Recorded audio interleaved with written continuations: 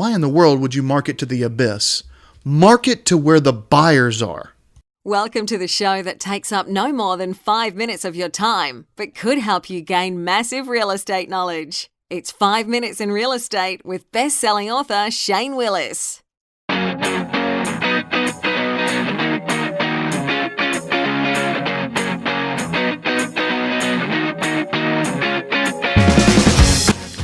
All right, so welcome to this week's show. This week we're going to talk about marketing, taking your listings where the buyers are. And let me kind of give you a little backdrop of why I wanted to do this week. I was actually in a listing appointment this past week. The guy sitting across the table from me asked me a question, like normal, and said, are you going to be putting my listing, if you take it, onto the Sunday paper every Sunday? Because I know there's a real estate section. Without hesitation, I went, no. And, typical engineer type that wants to be in charge, cross-armed and everything else went, Well, the last agent, she told me she was going to put my listing in the newspaper every Sunday. And I went, now, fantastic. Did she tell you how that's worked for in the past? Well, she sold about 22 houses last year. Great. You know what? The average in real estate's a heck of a lot less than that. So that must be you doing something right. Can she tell you how many of those 22 came from the Pensacola News Journal advertising? Well, no. Okay. So we know that's part of some type of plan she's put together, right? Yeah. And you like that. Why? Well, because I like looking at the property there. Oh, that's fantastic. Now look over and there's a ton of newspapers there. Now, the gentleman was in his 60s, so the newspaper was kind of where he was at. That's why he asked. But I'm here to challenge that thinking. I want you to consider the possibility that a lot of marketing is changing. Why? Most buyers are not looking for real estate in the back of a newspaper. They're just not. Is there a small percentage that is? Sure. That's absolutely true. There's a small percentage that is. But are most people there? No. And if you're hiring me to market your property, are you wanting me to market it with the maximum amount of eyeballs that I can get on it? Absolutely. And not just eyeballs that are glancing through the paper, because see, when the News Journal, and I'm not trying to call it the Pensacola News Journal, I would call it a magazine, I would call it a print ad, I would call it radio ads. When they start to sell you the advertising, what's the first thing they tell you? Here's our circulation. Well, we have 25,322.6 people. Still trying to figure out where the 0.6 person is. I want to see the data on how we come up with the 0.6 person, but that's irrelevant. What's relevant is they give you the circulation. They have no idea how many people are actually going to flip to the page in real estate, because I know that when I got the News Journal years ago, I was interested in two things. The headlines, because I wanted to know what was going on there. The sports section, because I liked the high school area in here, and plus it always ran on the college area. And then I would look at the business section. Well, that's because that's me. Did I look at the real estate section? No, and guess what? I was in real estate. I didn't look at it. Anything I needed to see, I could find online. That's where your buyers are now. Things are shifting. And I can prove it to most of the listeners here listening today. How many of you could physically go a day, a full day, without the phone that you have in your hands being in reach? How many of you could go a day without touching your phone? Not a whole lot. You see, that cell phone has actually become an addiction. You are addicted to having that cell phone within your reach. You want to be able to reach out on social medias, which I'm still always confused about that term, because who's really social?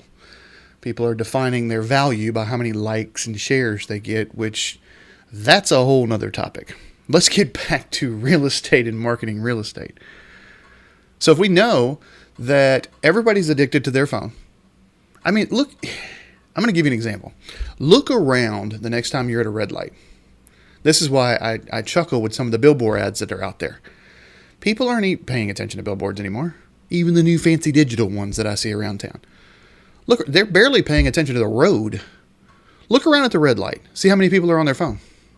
Now, yes, I know you're going to be that one person that spots 3 people putting on makeup and they're not on their phone, and you're going to go, Shane, there was nobody on the phone at the red light. Shut up. Go to the next red light. You'll see what I'm talking about. Everybody's on their phone. Guess how real estate searches are happening now? On the phone. Your big sites, Remax, Zillow, Trulia, they're all making sure they're mobile. My website, the biggest thing I made sure we did was we were mobile. They were great photos and we were mobile, because I know that's where the buyers are. They're not flipping at the end of the Pensacola News Journal to the real estate section. So why would I put our marketing dollars that we have allocated for me to spend for your property into an area that has the least amount of activity? Plus, we can't prove it. And we're back to the 0.6 kid person again, but they've got so many circulations, and that's what the advertisers sell you. But there's no way you can prove a result coming straight from that unless you have very specific marketing techniques, very specific online generations that you're sending people from that newspaper ad to a particular site. Now, let's move to what is the solution for that. And this is what I told that gentleman. I said, no, but I will spend double, if not triple the money they're talking about for that ad on Facebook. Now, a lot of people think that Facebook kind of went down over the last couple of years. No, that's not true. And if we talked about circulation, well, Facebook blows any of the media outlets out of the water. Billions of users. But I'm not interested in the billions of users. Just like the person that picked up the Pensacola News Journal because they were looking for the coupons to the last week's seafood festival has no interest in my real estate, I'm not interested in advertising to someone from Omaha who's been in Omaha and will always be in Omaha. Why in the world do I want to advertise to them? But when you get social, when you get on those social medias, you can target, and that's big. I can target who I want. I can target age groups. Meaning, if you're in high school and you're under the age of 18, you're probably not going to see my ads. Why? Because you can't buy a house. Your parents may be able to, and they're going to see the ads, but you're not going to, and that's okay. So I can target, but then I can also track. I can show you, Mr. Seller, how many times somebody's clicked and seen details on your property. So we can see what the market's saying about our property. There's a couple other factors that we have to make sure we employ. One, where are they going?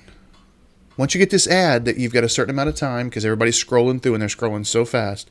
But if somebody does catch attention, clicks on the picture to get more information, where are they going?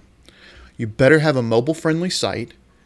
One of the other things that I always talk about is you better have fantastic photos. And if you haven't heard the podcast on professional photos, go listen to it. I'll put a link in the description below. But go listen to the professional. So you better have professional photos. But now you better have a website that shows off the professional photos. Why in the world would you get professional photos if you have a website that a 20-year-old can't see without reading glasses? So these are great photos, but they're so small, I can't figure it out. No, you better get them good size.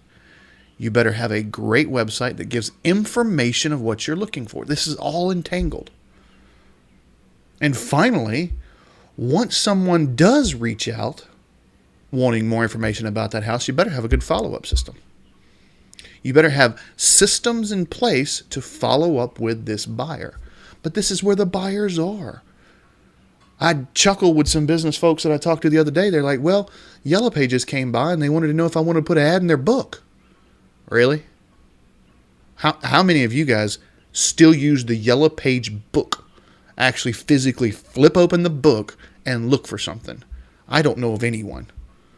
We all ask Siri or just open our smartphones and ask that. Now, it doesn't say we don't go to yellowpages.com. That might be very viable. And I asked him, I said, is this in part yellowpages.com too? Oh, yeah. We're going to get that too. Okay, well, cool. But I don't know why you're going to spend. I would rather put all my money in yellowpages.com or put my money in Google AdWords or Facebook or Instagram or something like that. But what the purpose of this show was to talk about marketing to where the buyers are. Don't let an agent or someone, a salesperson of any type, try and tell you that this is marketing because it's print and this is the subscription base. And so everyone's going to see it. Ask the questions. What are your return on investments of these? How many are looking at my property? Not how many picked up the real estate book, but how many are looking at my property specifically? How many times have they seen the property? How many times have they looked at details on the property? That's the type of information here in late 2016 as a seller you should be asking for any agent. I appreciate you guys listening this week. We'll talk to you next week.